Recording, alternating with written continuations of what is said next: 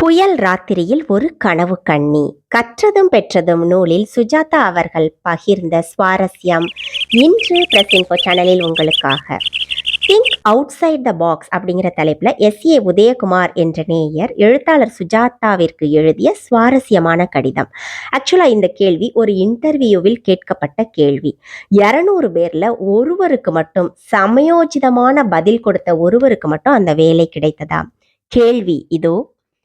ஒரு நாள் புயல் ராத்திரியில காரில் சென்று கொண்டு இருக்கிறீர்கள். ஒரு பேருந்து நிறுத்தத்துல 3 பேரை பாக்குறீங்க. சாகும் தருவாயில் இருப்பது போன்ற ஒரு மூதாட்டி, உங்களை ஒரு முறை உயிர் காத்த பழைய நண்பன், நீங்கள் கனவு கண்டு கொண்டு இருந்த ஆதர்ச பெண் அல்லது ஆண். யாருக்கு நீங்க லிஃப்ட் கொடுப்பீர்கள்? ஒருவருக்கு தான் கார்ல இடம் இருக்கிறது.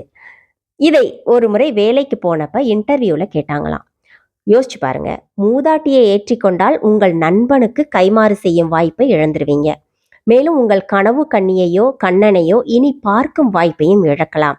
200 பேர்ல ஒருத்தருக்கு தான் வேலை கிடைச்சது. அவர் என்ன பதில் தந்தார் தெரியுமா? Think outside the box.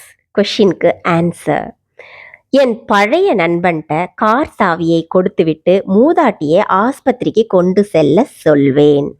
அழகான பெண்ணுடன் பஸ் வர்றதுக்காக காத்திருப்பேன். அருமையான பதில்.